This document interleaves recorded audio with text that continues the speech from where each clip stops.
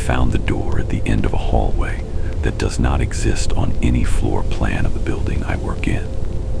It appeared sometime after midnight, between two emergency exits I have walked past hundreds of times. At first I thought I had simply never noticed it before, which happens more often than people admit. Familiar places erase themselves through repetition. The sound behind the second door did not resemble anything I could place inside normal space. It was not movement. It was pressure.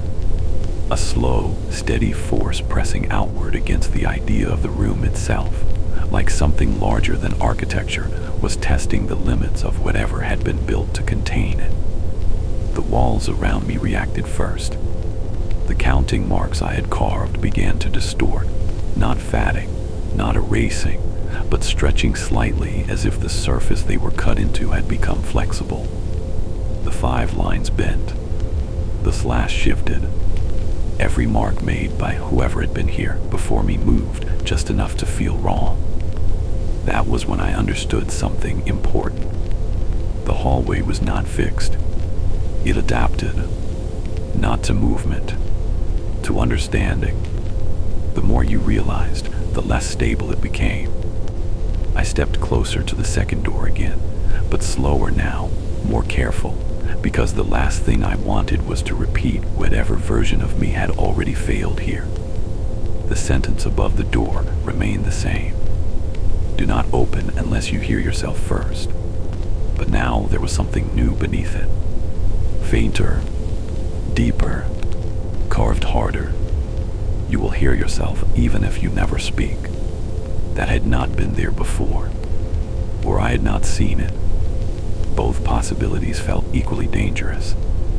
I leaned closer to the door. The breathing behind it had changed, no longer matching mine. Now it lagged, half a second late, then a full second. Then it stopped entirely. Silent. Then something spoke. Not my voice this time. Not human. It tried to shape language, but each word came out slightly misaligned, like it had learned pronunciation without understanding timing. You stopped copying.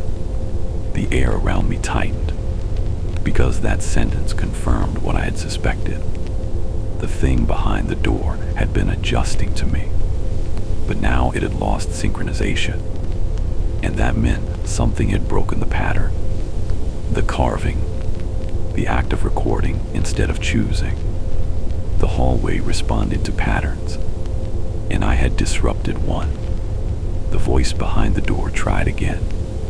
You are not continuing. That sentence felt almost confused, like a system encountering an input it was not designed for. Behind me, the wall where the silhouette had collapsed began to pulse.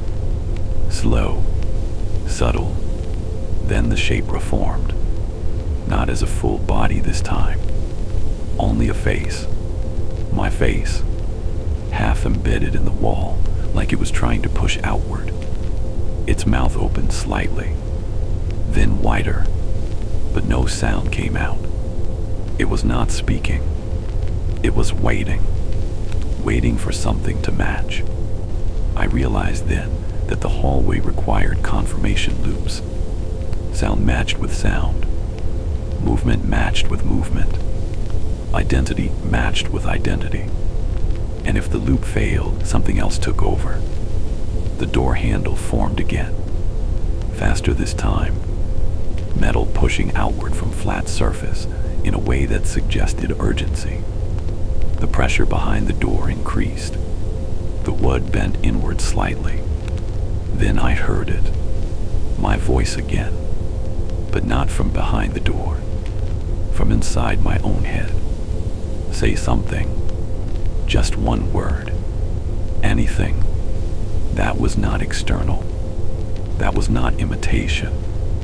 That was internal, which made it worse, because now I could not tell if the hallway had learned to speak from inside me, or if I had always had that voice and only now noticed it. I stayed silent. The pressure intensified. The door cracked. A thin black line appeared down the center, not like wood splitting, but like the concept of the door was failing to hold shape. From that crack, something pale appeared, not fully visible, just enough to see surface. Smooth, featureless. Then a line opened across it, horizontal, and inside that line, an eye, not fully formed, half complete, still shaping itself. The thing behind the door was not finished. It had been using me to complete itself. And now that I had broken the loop, it was trying to finish anyway. The voice returned, distorted. "You are required." The word required echoed down the hallway, but not as sound, as repetition. Every counting mark on the wall seemed to pulse with it. Required, required, required. The face behind me pushed further out of the wall. Now I could see one eye, fully formed, looking at the door, not at me, at the thing trying to emerge. And for the first time, I understood that the versions of me left behind were not just remnants. They were barriers, failed loops that had become resistance. The hallway had not trapped them. It had kept them as incomplete patterns. The door cracked wider. The eye behind it focused on me directly now. The pupil widened, and I felt something reach into my perception, not touching my body, touching the part of me that recognizes self. That moment where you know you are you. It pressed there, hard, trying to align, trying to override. I staggered back. My hand hit the wall. My fingers slid across the carved marks, and something clicked. The counts. 5 lines. Slash. 5 lines. Slash. Each set represented attempts. Not time. Not days. Iterations. Each version that had reached this point and failed. Each one recorded by themselves or others before losing control. I dragged my fingers harder across the wall, carving again, faster now, deeper. 5 lines. Slash. Then instead of stopping, I crossed over them. Again and again, breaking the pattern, not counting, destroying count. The hallway reacted violently. The walls flexed. The ceiling dipped slightly. The door warped. The eye behind it widened in what I could only interpret as strain. You are corrupting. That word came clearer than the others, because it understood it. Corruption meant deviation. Deviation meant instability. I pressed my palm flat against the wall and dragged it downward, smearing the carved lines into chaos. No pattern, no grouping, no repetition, just marks. The face behind me let out a sound. Not speech, not scream, something closer to release, as if it had been waiting for this. The door split further. The thing behind it tried to push through, but now its form shifted, edges losing coherence, the eye distorting, no longer aligning with the space, because the space itself had lost its rules. The hallway was no longer structured, and without structure, the thing could not complete. The pressure collapsed.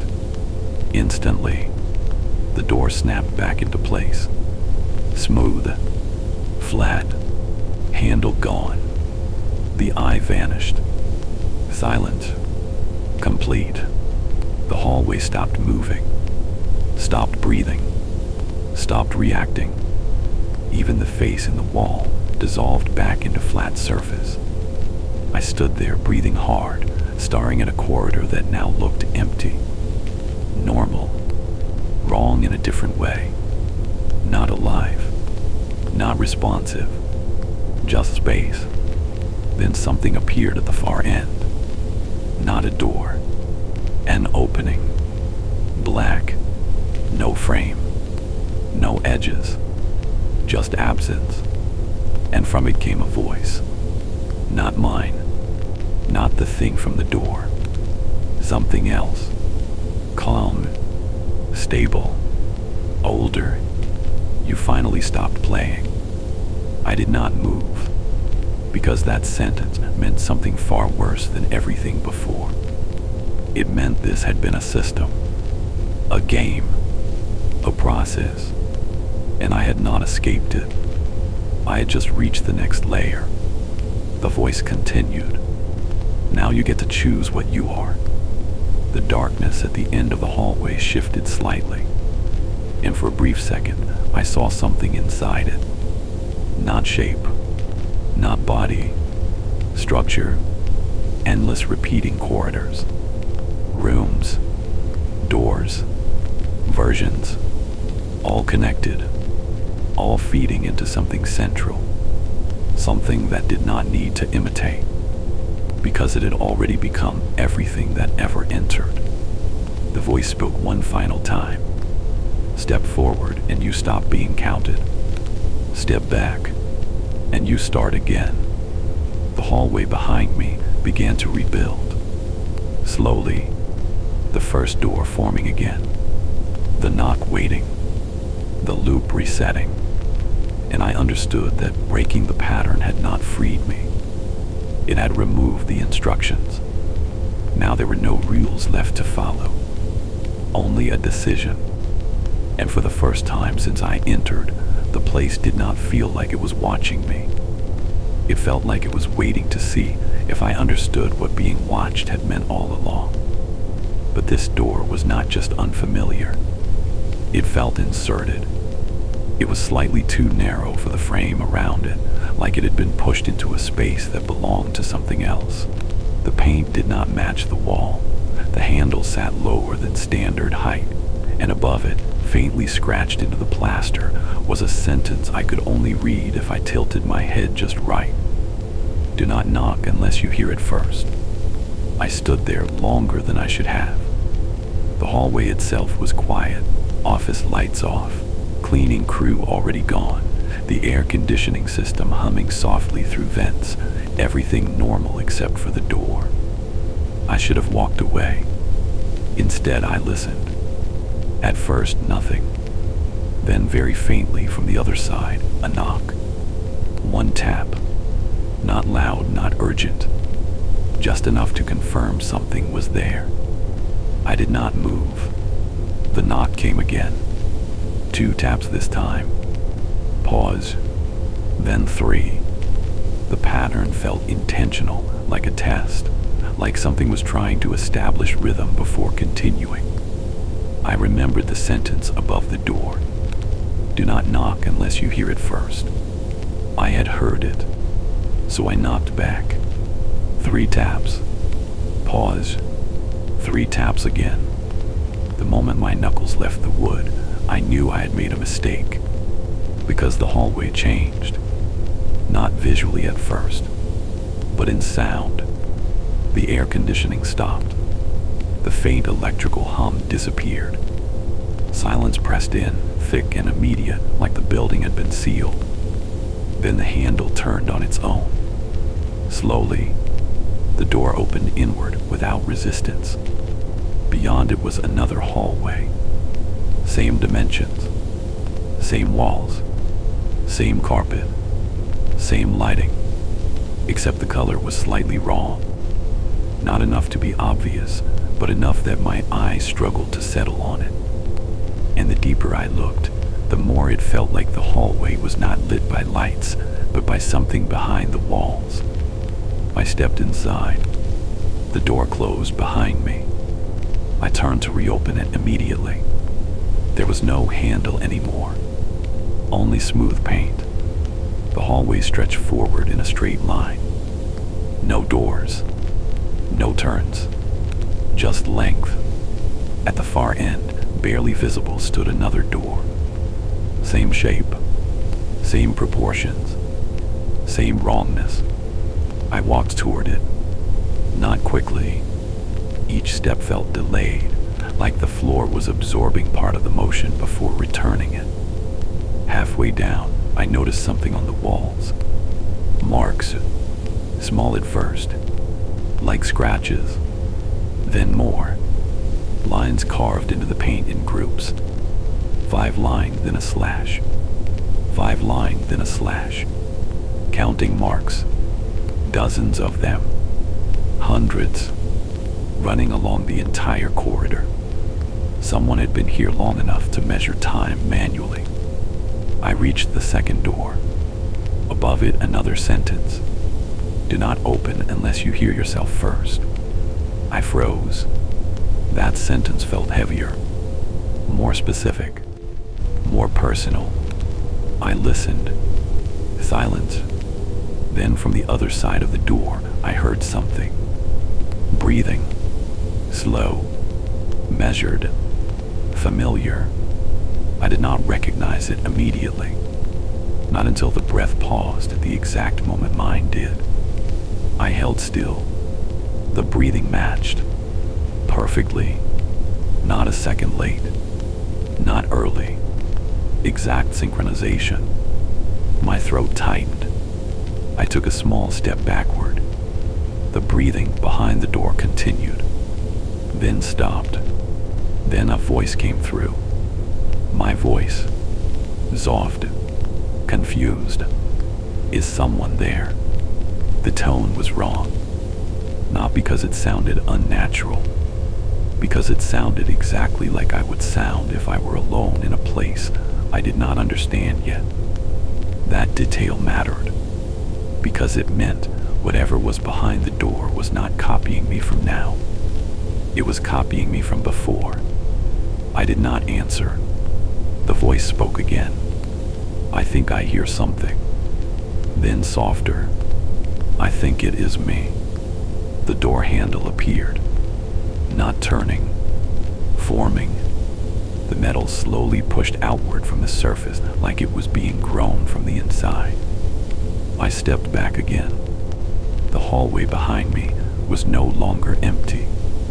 The first door I had come through stood at the far end, but now something was in front of it. A silhouette, human-shaped, still, watching. I looked back at the second door. The handle had fully formed now. The breathing returned, faster. Then the voice again. If you open this, I get out. That sentence landed wrong. Not threatening, not aggressive, just factual, like a condition being explained. I asked the question without meaning to. What happens if I do not? Silence. Then the voice answered. Then you go back and open the first door again. I turned slowly. The silhouette at the far end of the hallway had moved closer. Not walking, not stepping, just nearer. The distance had reduced without motion. Its proportions were slightly off. Arms too long, head slightly tilted. I understood something then. Both doors were not exits. They were choices, and both led deeper. The walls around me creaked softly. The counting marks extended further than I had noticed before, as if new ones were being added. Right now, the voice behind the door spoke again. You are not supposed to hesitate this long. Something about that sentence felt rehearsed, like it had been said before, many times, to many versions of me. The silhouette behind me raised one arm slowly, mirroring my posture, matching my breathing. The voice behind the door whispered, "You already opened this once." That sentence hit harder than fear, because it felt true in a way memory had hidden. A fragment surfaced. A hallway. A door. A knock. Then waking up in my bed with no explanation. I had been here before. I had chosen. I just did not remember which. The handle in front of me twitched. The silhouette behind me moved closer again. now close enough that I could see its face. It was mine, but unfinished. Eyes slightly misaligned. Mouth too still. Skin too smooth. Waiting. Not attacking. Waiting for confirmation. I looked at both doors, then at the walls, then at my own hands. And for a moment, I understood the structure of the place. It did not trap you physically. It trapped your decision. Every hesitation created another version. Every choice left one behind. Every return erased memory, but not consequence. I reached out, not toward the second door, toward the wall. I dragged my fingernails across the paint as hard as I could. 5 lines, then a slash. I did it again. 5 lines, then a slash. The sound echoed down the hallway. The voice behind the door went silent. The silhouette behind me stopped moving. The air shifted. The hallway seemed to narrow slightly, as if something had noticed I was doing something new. Not choosing. Recording. I carved one more line, then wrote beneath it with my finger, pressing hard into the soft paint. Do not answer yourself. The lights flickered. For the first time since I entered, the hallway reacted like something alive. The door behind me vanished. The silhouette with my face collapsed inward, flattening into the wall like it had never been separate.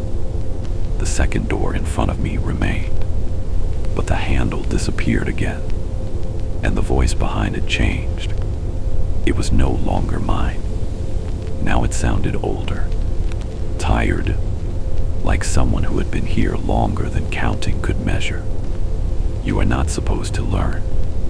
The walls creaked again.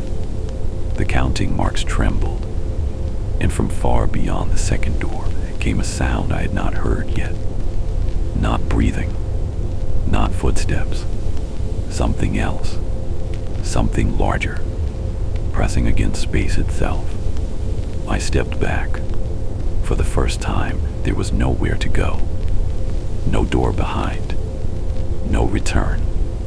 Only forward. And the hallway felt like it was waiting. Not for me to choose, but for me to understand why choosing had never mattered in the first place. Because something deeper than doors had already decided which version of me would leave, and which one would stay here. Counting, the opening at the end of the hallway did not grow larger. It only became clearer. At first it had looked like absence, a gap where something should have been. But as I stood there, breathing slowly, forcing myself not to fall back into the rhythm the place had tried to impose on me, I began to see depth inside it. Not darkness. Distance. The kind of distance that does not belong indoors. The hallway behind me continued to rebuild. I could hear it. Not loudly. Soft construction sounds. The front door forming again. The same narrow frame. The same sentence above it. Do not knock unless you hear it first. The loop was returning. Not instantly. Carefully. As if the place needed me to choose before it finished resetting. The voice from the opening spoke again, closer now, as if it had stepped forward inside that impossible depth. Most versions run, it said.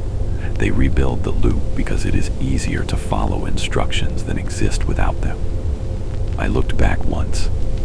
The door was almost complete now. The handle forming. The silence waiting. Everything exactly as it had been the first time. I turned back to the opening. What happens if I step forward? There was no delay in the answer. Then you stop being separated. That sentence did not comfort me. It did not threaten me either. It felt like a definition. Separated. I thought about the versions. The one behind the second door. The one in the wall. The one that had stood at the far end. the countless ones carved into the hallway through marks and memory. Every decision had created distance between them. Every hesitation had split something. Every choice had left something behind. The loop had not been trapping me. It had been dividing me, over and over, until only one version continued forward at a time. The rest remained, watching, waiting, incomplete, and the thing behind the door had needed those incomplete parts to finish something. I took a step toward the opening. The hallway reacted immediately. The walls behind me snapped fully into place. The first door finished forming with a sharp, final sound. The knock came. One tap. Clear. Perfect. The invitation restarted. The voice inside my head returned. Familiar now. Calm. Turn around. Just once more. Check if anything changed. You might understand it better this time.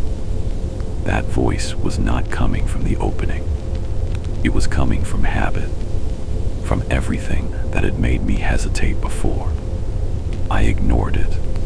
The opening shifted slightly. The depth inside it moved, not closer but more visible. And for a brief moment, I saw it clearly. Not a room, not a corridor, a structure made of structures. Every hallway connected, every door leading into another version of the same system. Endless layers folding into each other. And at the center of it all, something still. Something that did not move, did not chain, did not imitate, because it did not need to. It already contained every possible version. I stopped, not out of fear, out of realization. If I stepped forward, I would not escape. I would not return. I would not wake up. I would stop being a version and become part of whatever that center was. No more separation. No more loops. No more choices. That was not freedom. That was completion. Behind me, the knock repeated. 2 taps. Pause. 3 taps. The exact pattern. The same as before. The same as always. The door was ready. The loop fully rebuilt. The hallway waiting for me to pretend I had not learned anything. The voice from the opening spoke again. You already know which one feels easier. It was right. Turning back was easier. Familiar. Structured. Predictable. Even fear inside a loop is easier than understanding outside of it. I stood there between both. Forward meant losing myself completely. Backward meant dividing again. Neither was escape. That was the final truth the place had been leading me toward. There was no exit, only outcomes. The knock behind me grew louder. Not aggressive, just more certain. The door wanted an answer. The opening did not. It did not ask. It did not repeat. It simply remained, waiting without pressure, waiting without need. That difference mattered. I closed my eyes for a moment, not to think, to feel, to check what was left of me that had not already been shaped by the hallway. Breathing, still mine, not matched, not copied, just mine. I opened my eyes again. The opening remained. The hallway remained. The door behind me waited. I did not turn. I did not step forward either. Instead, I did something the place had never accounted for. I sat down, right there in the middle of the corridor. No movement, no choice, no continuation. The hallway reacted slowly. The walls trembled. The door behind me knocked once more, then stopped. The opening ahead shifted slightly. The voice spoke, softer now. You cannot remain undefined forever. I did not answer. I kept breathing. No rhythm forced. No pattern matched. Just irregular. Human. Unpredictable. The longer I sat there, the more the hallway changed. Not rebuilding. Not collapsing. Fading. The edges of the walls lost clarity. The floor beneath me felt less solid. The door behind me dimmed, like it was being forgotten. The opening ahead lost depth, becoming flat again. The structure needed movement, needed decisions, needed division. Without it, it had nothing to process. The voice spoke one last time, and for the first time, it sounded uncertain. You are not choosing. That was the point. I was not choosing. Not forward. Not backward. Not continuing the system. Not completing it. Just existing. Without instruction. Without response. The hallway dissolved slowly around me. Not violently. Not dramatically. Just less. Until there was no door. No opening. No walls. Only darkness. And my breathing. Still uneven. Still mine. And somewhere far away, something vast shifted slightly. Not in anger. Not in hunger. In recognition. Because for the first time, something inside its system had stopped behaving like a version. And it did not know what to do with that. The last thing I remember before everything went completely silent was a single thought that did not feel placed there. Not by me. Not by it. Just present. If you cannot be counted, you cannot be used. Then I woke up in my room. Rain still tapping against the window. Computer off. Door closed. Everything normal. Except for one detail. On my wall, just above where my desk sits, faintly carved into the paint were marks. 5 lines. Then a slash. And beneath them, written deeper than the rest. Do not answer yourself.